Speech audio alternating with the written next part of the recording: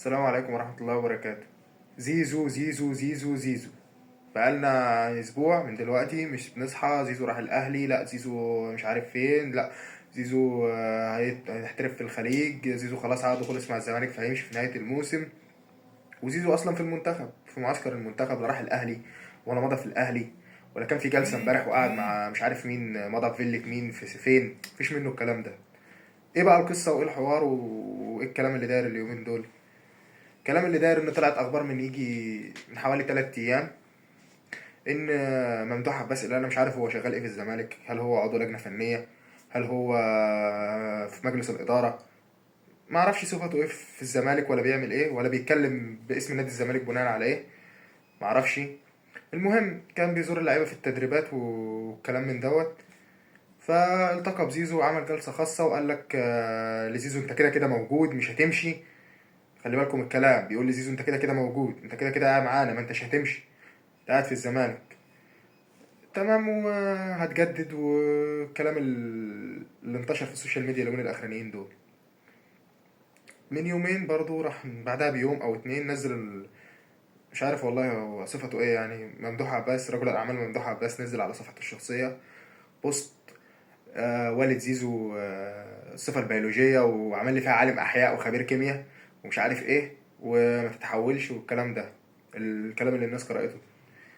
طيب حضرتك كده كنت من يومين بتقول له انت في الزمالك وقاعد معانا ومش هتمشي، بعدها بيوم طلعت تقول له لابوه ابعد، يعني بالعربي كده ابعد عن ابنك وما تقفش في سكته وبتاع.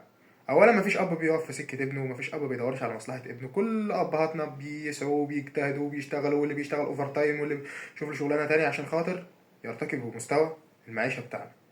فابو زيزو ما بيدور، مش عقبة، مش هو عقبة في طريق ابنه ومشوار ابنه، لا بالعكس هو بيدور له على مصلحته، بيدور له على التجديد.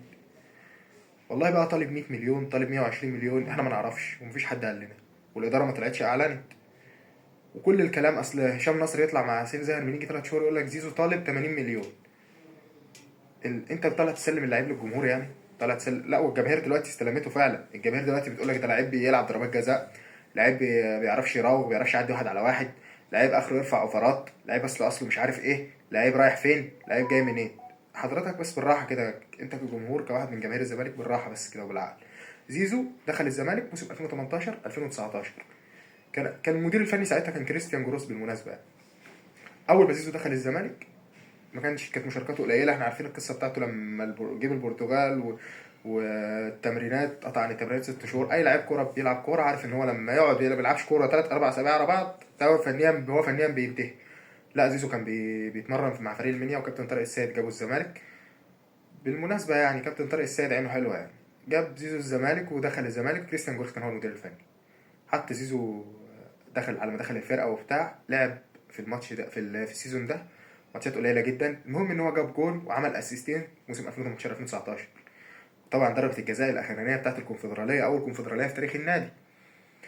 بعد كده زيزو انطلق، لعب مع الزمالك لغايه دلوقتي 248 مباراه، سجل خلال ال 248 مباراه اللي هو لعبهم دول كلهم، سجل حوالي 83 هدف، منهم 164 مباراة في الدوري تقريبا أو 165 مباراة على ما أتذكر، يعني جايب 42 جول، وجايب في الدوري 61 جول، ومقدم 42 تمريرة حاسمة.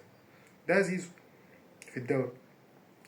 في لعيب في الزمالك آخر 5 سنين عمل الأرقام دي؟ في لعيب في الزمالك آخر 8 سنين عمل الأرقام دي؟ لا، هو زيزو بس. الدوري بتاع 2022 2003 اللي هو آخر دوري احنا خدناه ده، هو اللي جايبه بنفسه، كان بيشد الفرقه وبيجري بيها، عامل 39 مساهمه في الموسم ده. لعيب عندك عامل 39 مساهمه. بالنسبه بقى لحته الجماهير اللي بتقول لك لعيب ما بيعرفش يعدي واحد على واحد، لعيب اوفرات بس، لعيب ضربات جزاء. مين في مصر بيعدي واحد على واحد؟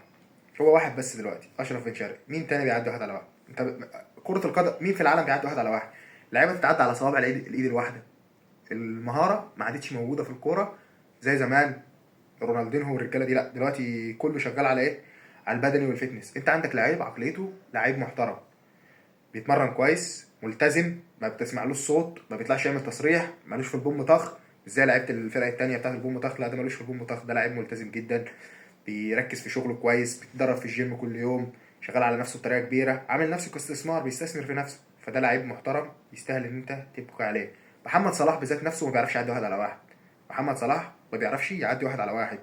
محمد صلاح بيرفع اوفرات وبيجيب اجوان وبيقطم لجوه ويشوط، هو ده محمد صلاح، لكن ما بيعرفش برضه يعدي واحد على واحد زيه زي زيزو. انا طبعا مش بقارن محمد صلاح بزيزو، يعني في فرق، في فرق منتاليتي وفرق عقليه وفرق كل حاجه، بس انا بقول لك بس ان ما عادش في مهاره زي زمان. ما عادش الدنيا ماشيه بالمهاره في كره القدم، اللعيبه المهاريه فيها قليله جدا، يعني ما عادش في لعيب زي شيكابالا مثلا، ما فيش الكلام ده دلوقتي. فانت عندك لعيب كويس بيطلع لك في اقل موسم له 15 مساهمه، يعني يوم الموسم ما تقصش على الموسم ده، الموسم ده فيه ازمه تجديد وكل شويه الاداره تطلع تسلم من الجمهور، ومش عارف زيزو عمل ايه وزيزو راح فين وزيزو. ايه قصه العربيه بتاعت زيزو اللي طالعه دي؟ طالعه من نادي الزمالك ومن اداره نادي الزمالك على فكره. يعني الاداره دلوقتي بتسلم اللاعب للجماهير وبتعمل عليه حفله كمان، بتقرا فتحه اللاعب كده باللغه بتاعتنا، هي بتقرا فتحته. خلاص زيزو مش موجود، وانا اتوقع ان هو هيمشي. بس ما نرجعش بقى نزعل ونقول لك أصل زيزو راح الاهلي، ولما يروح الاهلي ويجيب فيه الجون وترجع تقول لك اصل زيزو مش عارف ايه. لا، هو لعيب كبير ولاعيب محترم ولاعيب يستاهل. بالنسبه بقى للمطالب بتاعته، حتى لو زيزو طالب 100 مليون، الصفقات اللي انت جايبها، انت جبت رحت فضلت مشلاك على اشرف بن شرقي، وقلنا ماشي، كلام جميل. مشلاك ده انت هتديله كام؟ 700,000 دولار. 700,000 دولار دول بالمصري حوالي حسبة 35 مليون جنيه. ادي ده مشلاك بس. عمل ايه مع الزمالك؟ جاب كام جون؟ لعيب ما بيعرفش يستلم يا راجل، لعيب ما بيعرفش يستلم الكرة اساسا، استلامته بالكرة بتطول منه، عامل شبه مصطفى شلبي بالظبط. ده جاب كام جون؟ ولا جون. عمل كام تمريره حاسمه؟ ولا تمريره حاسمه. استفدت انت منه بحاجه؟ هياخد 700,000 دولار ويمشي في اخر الموسم، واعاره مش بيع نهائي، اعاره. رحت جبت مشيت سامسون، فاتوره من المجال السابقه، ما قلناش حاجه، بس انت وانت جاي كنت عارف ان في كل ده موجود، وعارف ومتاكد ان انت كنت عارف كل ده موجود. انت سامسونج خد كام وهو ماشي؟ خد حوالي 600,000 دولار، يعني كام؟ يعني 30 مليون جنيه. ادي كده كام؟ 30 و35، 65 مليون جنيه. كوستا وسيدي النجاي اللي انت جايبهم دول، اتنين لعيبه ملهاش لازمه في الفرقه، ولا عملت اضافه ولا ضافت حاجه للفريق ولا قدمت لك اي حاجه. هنقول كلفوا الزمالك لغايه دلوقتي 500,000 دولار بس، وده رقم قليل جدا على اللي هم على التكلفه اللي كلفوها لك. 25 مليون جنيه، يبقى انت كده بقى معاك كام؟ 90 مليون جنيه. هل دول لو انت اديتهم لزيزو مش هيجدد؟ لو جبت زيزو قعدت وقلت له هديك 90، شوف انا بقول لك هو ما يستاهلش 90 مليون جنيه في الموسم، هو ممكن 60 مليون كويس جدا عليه. قلت له هديك 90 مليون جنيه في الموسم، هيقول لك لا مش هقعد. اديك ضيعت 90 مليون جنيه اهم في ولا حاجه، ما استفدتش منهم بجنيه. عملت لنا قضيه جديده بتاعت نضاي السنغالي، اللاعب اللي كان بيلعب عندنا ده، هيرفع عليك قضيه وهيروح يطالبك في الفيفا. وتقول لي كابتن حسين لبيب طلع يقول لك احنا جايين نغير الصوره الذهنيه. سعادتك فين الصوره الذهنيه اللي انت غيرتها؟ انت عمال تنزل بالزمالك من اسوأ لاسوأ. مرتضى منصور بس كان بيشتم ولسانه طويل، فكان على طول ظاهر ان هو اللي خاربها. لا، انت سعادتك زيه بالظبط ويمكن اوحش شويه، بس بالبدله بقى، بالبدله وبالصمت وما بتتكلمش. انتوا مجلس ملوش اي 30 لازمه.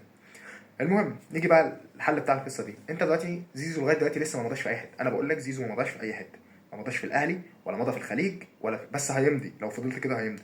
اللي هيعرف يحل القصه دي هو اتنين بس مالهمش تالت، حازم امام وميدو. لازم يجيبوا لعيب ويقعدوا مع اللعيب ويتكلموا معاه.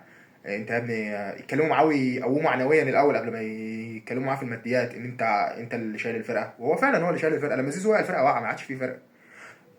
ناصر ماهر اللي الجماهير كانت بتتامل فيه وبتقول لك ناصر ماهر بيتنك عليكم من دلوقتي، هو لسه ما عملكوش حاجه وبيتنك. عرفتوا الاهلي مشى ليه؟ الاهلي مشى اللعيب ده ليه؟ عشان هو بيلعب له ماتش ويقعد سنه مصاب، يقعد سنه نايم. لعيب مزاجنجي. ماشي، فهو ما فيش غير ميدو وحازم امام بس اللي هم يعرفوا يحلوا القصه دي دلوقتي. فهيحلوا القصه دي ازاي؟ هيجيبوا زيزو ويجيبوا ابوه ويقعدوا مع زيزو ويعتذروا عن اللي الاداره عملته وتسليمه للجمهور وكده، عشان اللعيب زعلان، اللعيب زعلان جدا وده حقه. يعتذروا ويقعدوا مع زيزو ويتفقوا معاه ويدوا له المقابل المادي اللي يناسبك واللي يناسبه، اللي يناسب اداره الزمالك واللي يناسب اللاعب. يعني ما تشنقش نفسك، ما حدش بيقول لك اشنق نفسك، ما حدش بيقول لك اعمل حاجه. لا، اللي يناسبك قبل اللي يناسبك انت واللي يناسبك، يعني 60 مليون 65 مليون واتفق معاه. عشان لو زيزو مشي في الزمالك دي كارثه، انت مش هتعوضه. انت مشي من عندك في اخر 5 سنين مصطفى محمد وامام عاشور راح الاهلي وكهربا راح الاهلي واشرف بن شرقي راح الاهلي وفرجاني ساسي مشي وكواليتي عمال يقل. انت عمال تقل الكواليتي وما بتعوضش. فلو زيزو مشي، كل سنه وانت طيب وشكرا، وعاش الزمالك دائما وابدا. وبرضه حتى لو زيزو مشي احنا هنفضل نشجعه برضه.